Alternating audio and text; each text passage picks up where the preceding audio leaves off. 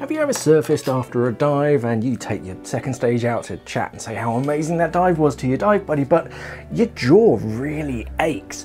That's actually quite a common thing, especially with newer divers, and there's a few ways that you can help to prevent that. Hi everybody, welcome to the Scuba Diving Magazine channel, your favourite place for the latest scuba diving news and gear reviews, and welcome to Ask Mark, our scuba diving Q&A, where I'm Mark, a former dive instructor, doing my best to answer your scuba diving questions. So if you do have any diving questions, pop them down in the comment section underneath this video, and use this Ask Mark hashtag to get it featured in an up and coming video. In the meantime, I do my best to type out an answer as soon as I can. And the community does an awesome job of answering questions as well, so thank you everyone for doing that. But today I'm answering a question from Val about jaw fatigue after a dive. So Val says, hi Mark, I'm a newly certified diver and I've done 10 dives, all on rented gear, and on a couple of dives my jaw has locked. It also happens sometimes if I'm snorkeling for a long time, so I'm wondering if this is due to the weight of the second stage or less comfortable mouthpieces. If it's the mouthpiece and I get a good one that fits me well, any recommendations? Will dive centers in general switch them when I rent gear? Thanks for any advice, Val. So yeah, jaw fatigue is a pretty common complaint amongst scuba divers, especially new divers. They're much more likely to experience jaw fatigue because they tend to bite down and grip on the mouthpiece a bit tightly to prevent it from slipping out, and prolonged, like if you think of any muscle, if you tense any one muscle for a length of time, it's gonna get sore. The same thing happens with your jaw muscles. So yeah, it is best just to relax. A poorly fitting mouthpiece as well can also be a factor. So yes, it could be that, and there are some mouthpieces that might be a bit more comfortable. Yeah, a lot of it's down to repeated stress in the jaw area, and it can lead to one of the longest words that I know, temporomandibular disorder, or I think they just call it like TMD or TMJ. Symptoms of that can include jaw fatigue, jaw pain. You can even get like headaches from it, neck aches as well, sort of spasmed, locked jaw as you mentioned, clicking sounds with jaw movement, I actually get that sometimes, and changement in the alignment of the teeth. It can have lots of different things, but a lot of it is down to, yeah, biting down on the mouthpiece too hard. And it was quite common, especially with school regulators, the mouthpiece, the actual section, I don't know if I actually have any spare mouthpieces knocking around, the actual mouthpiece bit, that would quite commonly be literally chewed off by students, because that's what they're breathing from. They don't want that to go anywhere, so they bite down on it quite hard. And even with like softer rubber, or I prefer the harder mouthpieces myself, it's just biting down. You don't need to bite down that hard on, or you shouldn't bite down quite so hard on the second stage. They naturally kind of sit in your mouth when you get a mouthpiece that does fit correctly. And there's a few other like factors when it comes to jaw fatigue. Personally, I tend to get it in like really cold, like winter dives. I think that's more a matter of like exposure to the cold. And yeah, you've got all the extra like neoprene around your face, that's like holding your jaw in position. So I think it's a bit of that as well. But yeah, the first thing is just relax. It's going to stay in your mouth, and there's a few ways of helping with that. The first one is like your hose length. If the hose is too short on that, and you're always having to like fight it whenever you like turn your head to prevent that second stage from falling out, then the hose is probably a bit too short. So that can sort of adds to jaw fatigue, because you are physically having to hold on to the second stage so it doesn't come out whenever you just look over your left shoulder. Elbows as well. You can get swivel joints. That'll be really tricky if it's if you're renting regulators. This isn't a full swivel, this is a 90-degree elbow.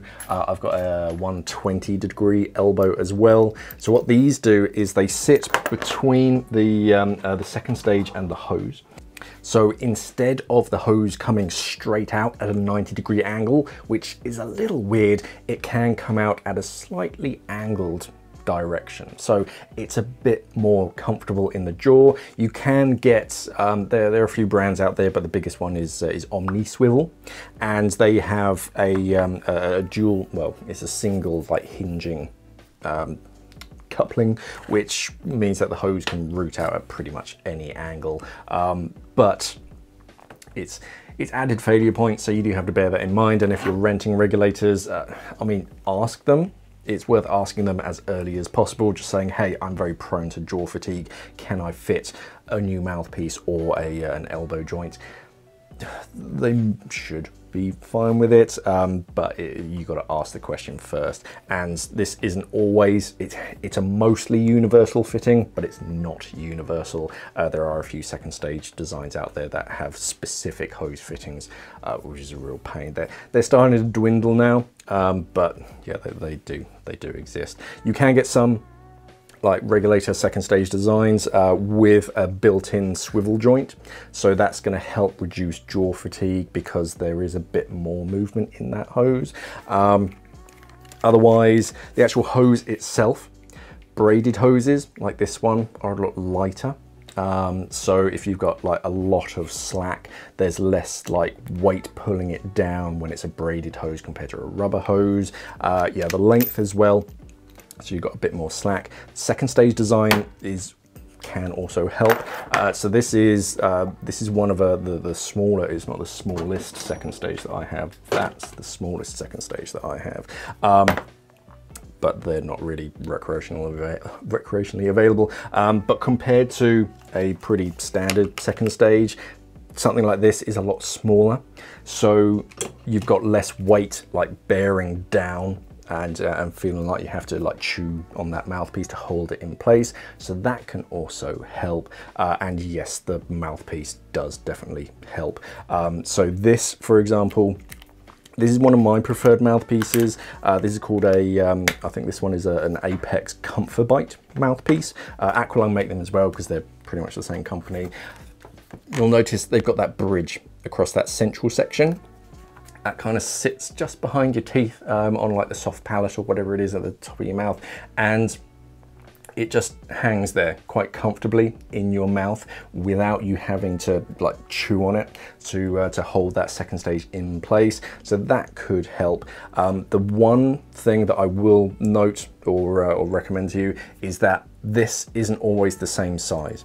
On some second stages, this part, this like peg that the mouthpiece fits over, on different manufacturers and in different second stages, they can be different sizes. So mouthpieces aren't universal. So it kind of depends on what the rental regulator is. So it's definitely worth asking as early as possible and seeing if yeah, that mouthpiece will actually fit. I have seen charts out there of different like dimensions and sizes for mouthpieces out there. I think it was on, I want to say Secure. They make, and there's a few others out there who make moldable mouthpieces. So they're personalized mouthpieces. They're going to be harder to fit on rental regulators, unfortunately, because what you do is when you first get them, you soak them in hot water so they like soften. You take it out, put it in your mouth and chomp down on it, and it like molds to the shape of your jaw. And then after it cools down, it hardens. So it's a very personal mouthpiece, makes it quite tricky to get it on and off, whereas these are quite squidgy and malleable. Those ones get quite hard. So yeah, trying to move them backwards and forwards between second stages is a bit of a chore. So I'd probably stay away from them unless it's your one and only regulator. Sometimes I struggle to get this reusable zip tie on. I would look more at something like a Comfo Bite. Personally, I like them. I know a lot of other divers prefer them. They do one without the bridge, and if you really wanted to, you could just trim that. It's only silicone. But yeah, I think those are the 4 or 5 like recommendations that I would go down. So first one, relax. Take it easy. The second stage isn't going anywhere. You just try and let your lips do more of the work than actually clenching down on the jaw. That'll come with time. You're only, what, 10 dives in, so yeah, that'll come. The mouthpiece will make a difference. Just double check, message the dive center, whoever you're renting the regulators from, as early as possible, just so that they can check. If you just rock up and say, hey, I want to fit my my mouthpiece, they might be a little bit no.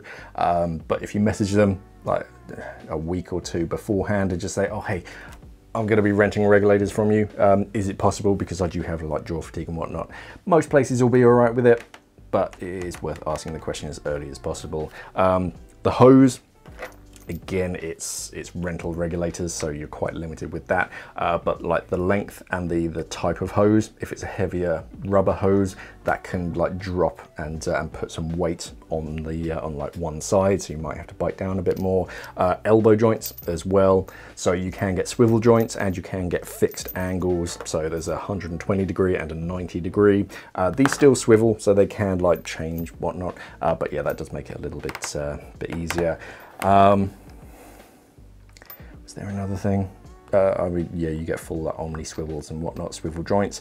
Otherwise, oh, the overall like second stage design, I would like continue, just relax, keep like renting regulators for now, and then when you're a bit more comfortable, you can start to look into buying your own regulator, and then you can customize it to your heart's content. But if it's a continual thing, and you find even after you're like 20, 30, 50 dives in, you're still getting jaw fatigue, it might be worth talking with your dentist as well.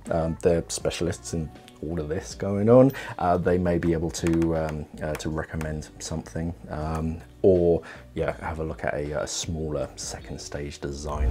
Yeah, I don't think that you're alone in this problem. It is pretty common, especially with newer divers, in like biting down on something. And if you're doing that for like the best part of an hour, yeah, your jaw is going to get some fatigue, and it does have some symptoms down the road of jaw fatigue and jaw pain, and yeah, temporomandibular disorder. But yeah, have a chat with your dentist, and have a chat with the rental, wherever you're renting your regulators from. But yeah, the main thing is just relax, take it easy. That should eliminate it. But yeah, I still get it sometimes. The last time I remember, it was on a really cold dive. I was diving with buddies in an inland lake. I forget when, but it was cold. The dive site was completely empty because it was out of season. But yeah, I remember surfacing after that dive and going, wow, my mouth doesn't work as it normally does. Yeah, some of that's just being submerged in cold water for a lengthy time. Others is just like using that jaw muscle for an extended period. Just like any muscle, if you're holding it for a long period of time, it's gonna get tired, and you're gonna get that kind of jaw fatigue and lockjaw. Not proper lockjaw, but yeah, it's not gonna work as it normally does. Any other questions or any other advice, by all means pop it down in the comment section underneath this video for others to read. If you do have any questions, pop this Ask Mark hashtag in it, and they'll just highlight it behind the scenes for me to find it. Otherwise, remember to head over to our website, scubadivingmag.com, and our other like social media channels. We've got the podcast down in the center, we've got everything. And of course, remember to like, share, and subscribe to all that social media stuff here on YouTube. Thank you for watching, everybody, and of course, safe diving.